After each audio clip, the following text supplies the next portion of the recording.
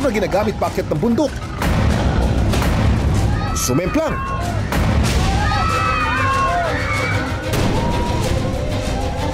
Sa pagbagsak ng motor, may nadali nga ba? Naku, butik tamaan ng motor. Worst case scenario, pag tayo ay involved in a motorcycle vehicular accident is what we call traumatic brain injury. This can actually lead to seizures, loss of consciousness, loss of memory, or even paralysis.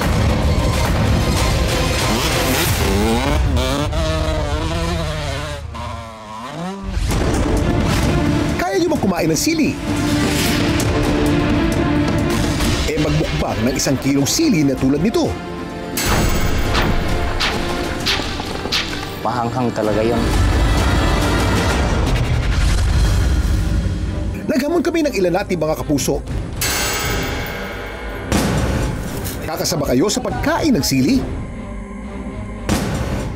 Kaya mo kayo niya? Kaya? Sige nga, patingin. Sanay lang kumain.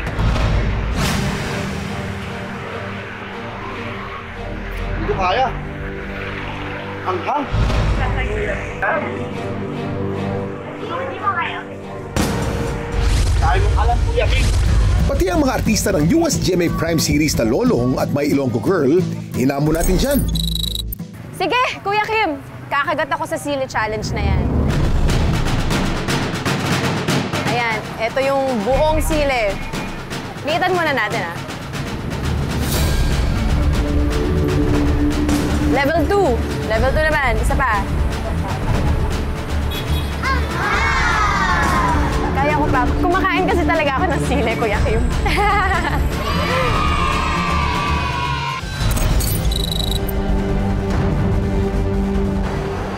Ayoko. Dami mong alam, Kuya Kim, ha?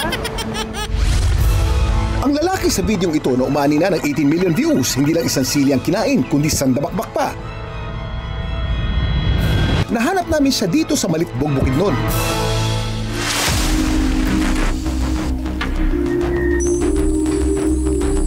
Ako si Jomar, ako yung kumakain ng siling labuyo sa viral video.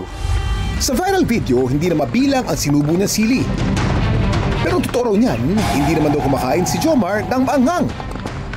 Paano kaya nangyari yun? Ang paboritong pampaanghang ng mga Filipino na siling labuyo ay native sa ating bansa. May level of hotness ito na 80 to 100,000 SHU o Scoville Heat Unit. Pero alam niyo ba na tinanghal na world's hottest pepper ng Guinness World Records noong August 2023 ay ang Pepper X na may anghang na 2.69 billion SHU. Sinundan ito ng dating record holder na Carolina Reaper na meron namang 1.64 million SHU. Nitong Miyerkules lang, pinagdiwang ang National Hot Sauce Day. Opo, may ganun. Ano mong alam, Kuya Kim? At ngayong buwan din, tila nakisabay rin sa Sili Celebration si Jomar at nag-upload din ang sarili niyang Sili Eating Entry. Ang tanong, totoo kayang nilunok ni Jomar ang sandabakbak na sili sa kanyang video? Nakakita ako dito ng saguksok. Ayan.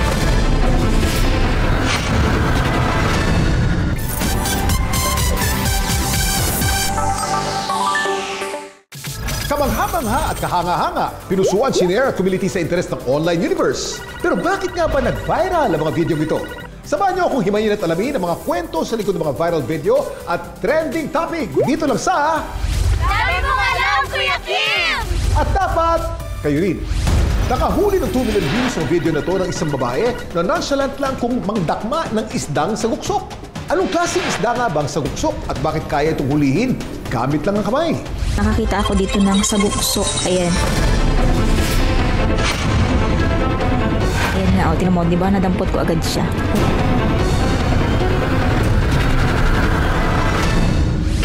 Sa video ito, na umani ng 1.4 million views, isang lalaki ang sumubok akyatin ang bundok sakay ng kanyang motorsiklo. Success kaya si Kuya?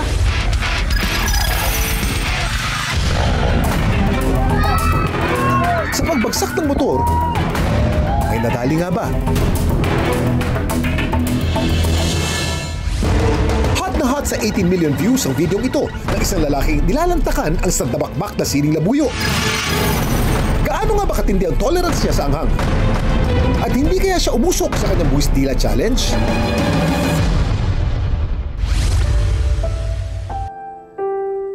Malaking bundok daw ang 28 anyos na si Jomar at pagsasaka ang kanyang hanap buhay.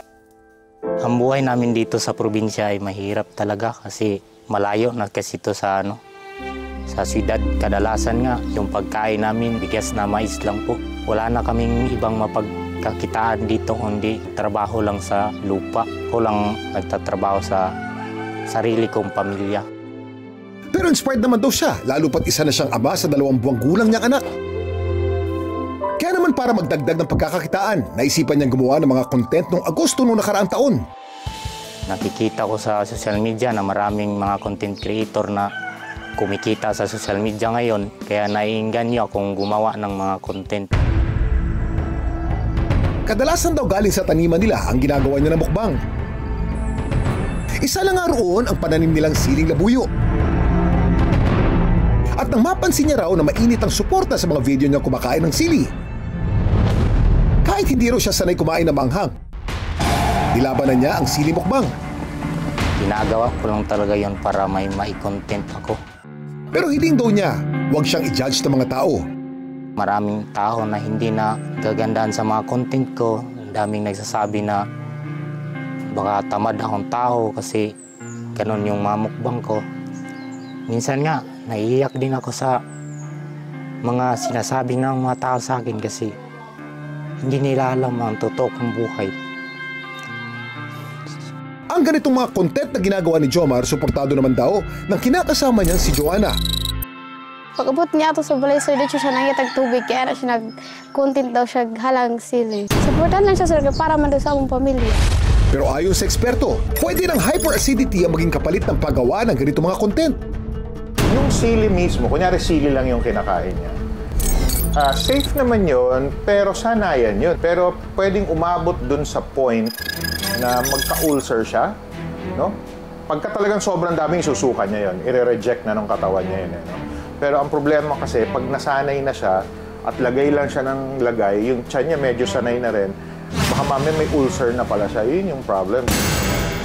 Pwede rin daw tumaas ang alta presyon dahil sa pain. Dagdag pa rin, Dok, hindi rin tamang kainin ang tangkay ng sili. Bakit nga ba? Ngayon, given na pati yung mga tangkay kinakain niya, hindi tutunawin ng sikmura natin yung mga tangkay ng halaman, no? Yung mga stem talaga. Yun, pwede magbara yun dun sa sikmura niya, dun sa mga bituka niya, pagka talagang madami. Ang tanong, totoo kayang nilunok ni Jomar ang sandabakbak na sili sa kanyang video? Ang sagot, dahil sa sobrang anghang, hindi niya rin daw kinaya at niluwarin niya ang mga sili pagkatapos gawin ng video. Pag nagmumukbang ako ng sili, nakakalunok din ako ng ilang piraso lang, pero hindi ko talaga nilunok yan kasi hindi ko naman talaga hilig yan magmukbang ng sili kasi mahanghang yan, sobrang anghang yan. Sa ngayon, hindi pa raw kumikita si Jomar sa pagko-content. Kaya naman pinagpapatuloy pa rin niya ang pagmumukbang. Pero hindi na raw sa 1 kilong sili, kundi sa iba pa nilang mga gulay na pananim. Pagko-content, nagiging sandala na ng ilan para kumita. Hindi naman ito masama basta wag lang malalagay sa alanganin ang ating kaligtasan. Daghana nimo kay balo, Kuya Kim. Dapat, kayo rin. Nakakita ako dito ng saguksok. Ayan.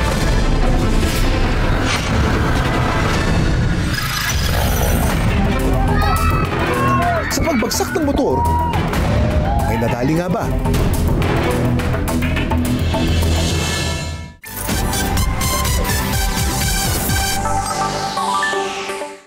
Habang ako nga ay nanghihibasa, nakakita ako dito ng saguksok. Ayan.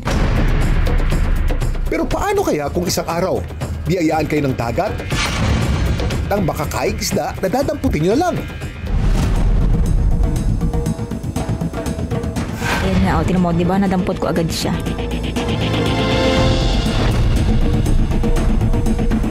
Bali, may sirok nga pala ako dito at hindi ko naisipan na sirukin na laang. Ayan, talaga naman pinahirapan ko pa yung sarili ko ay.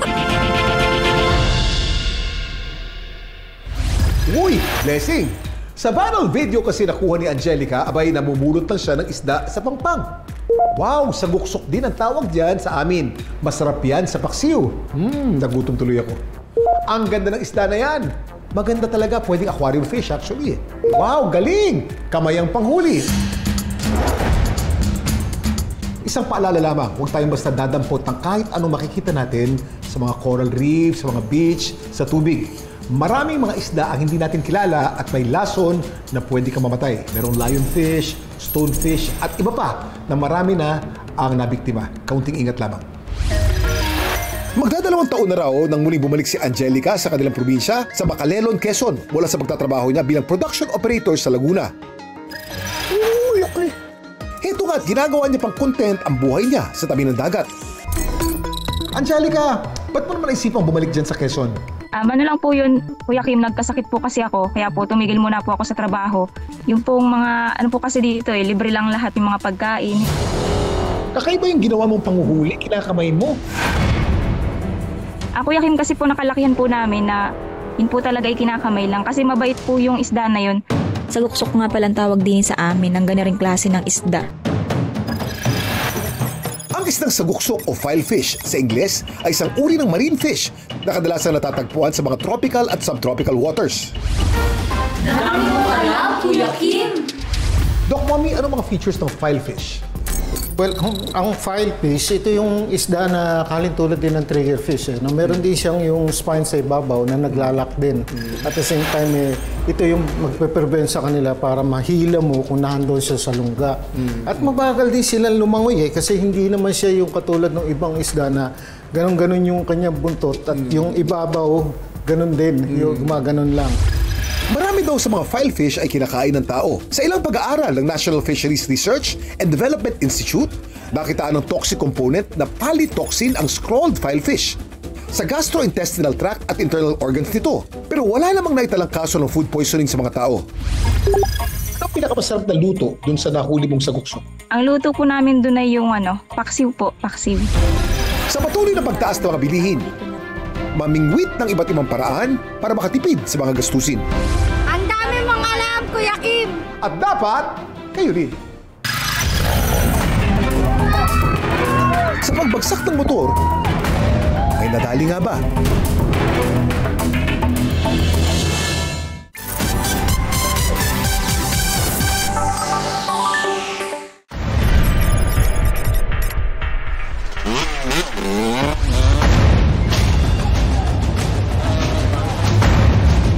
Isang motor na ginagamit paakyat ng bundok.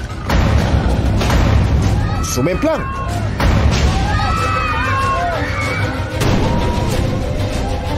Sa pagbagsak ng motor, may nadali nga ba? Naku, butik tamaan ng motor. Worst case scenario, pag tayo ay involved in a motorcycle vehicular accident is what we call traumatic brain injury. This can actually lead to seizures, loss of consciousness, loss of memory, or even paralysis.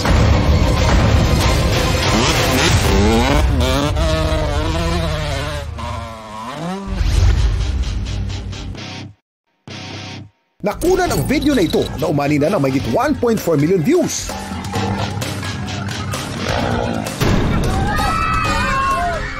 Panoorin mo to ha. Ay! Ay! Hop! Ano nangyari? Nawalan siya ng balanse tsaka kulang yung kulang yung pag-akit niya. Kulang ang buwelo. Kulang yung buwelo niya. Paano magkaroon ng buwelo para maayos yung palit niya? Dapat malayo pa lang, hatawin mo na. Tama. Ang tawag dyan, momentum. Daghan kag naibawan, Kuya Kim! Ang lalaki sa video kasali raw sa isang uphill challenge competition sa Barangay San Juan. Nakilala namin ang video uploader na si Romnick. Semi-final na ata yun. Pag akyat niya okay naman, pero pagdating dun sa gitna medyo na-misgear niya yung kambyo ng kanyang motor. Kilala ko po yung rider na yan. At saka palagi ko siyang sinusubaybayan pag nag-vlog ako. Kasi isa siya sa pambato ng mga riders dito sa aming lugar. Kung may mga competition, siya sa pinapadala or pinapakumpit po. Ilan lang sa mga extreme motorsport ang motocross, enduro at trail riding. Ang pagkakaiba ng mga yan ay length, obstacles at terrain. Motocross ang tawag kapag may man-made tracks na dadaanan. Sadya itong dinisenyo na may sharp turns sa rolling hills na iba't ibang taas. Enduro naman ang tawag kapag sa mga natural terrain dumadaan ng mga riders, gaya ng gubat, batis at hills. Ang activity na ito pwedeng umabot ng hanggang 2 araw. Trail riding naman ang tawag kapag sa mga natural terrain din. Pero may mga aktwal na daan ng gawa para daanan ng motor. Kadig na katagan mo, Kuya Kim! Ang ginawa ng rider sa video, classified as enduro. Pero ano nga kaya ang nangyari sa rider at sa mga manonood? Meron bang nadali?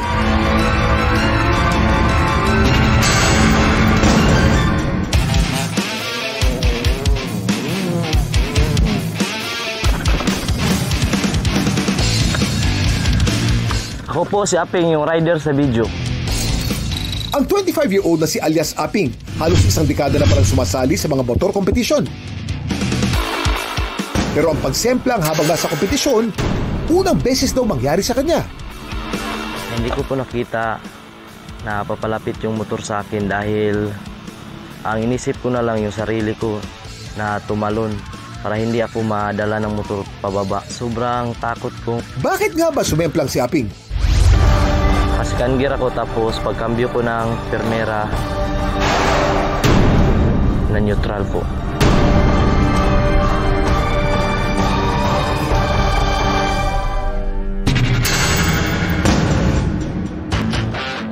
Sa ngayon, may battle scars na raw itong motor ni Aping. Nawasak po yung front back fender, tapos yung frame seat. Ito po yung cover na side cover na nawasak. Yung manabela ko na yupi. Yung panghuli, yung racing plate, nawasak din. Pero ang good news, pwede pa naman itong magamit ni Aping.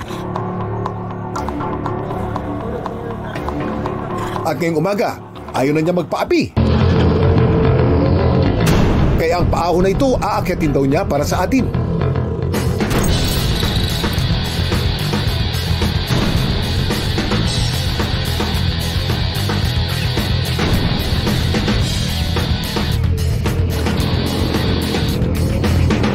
Yun! Semplang no more.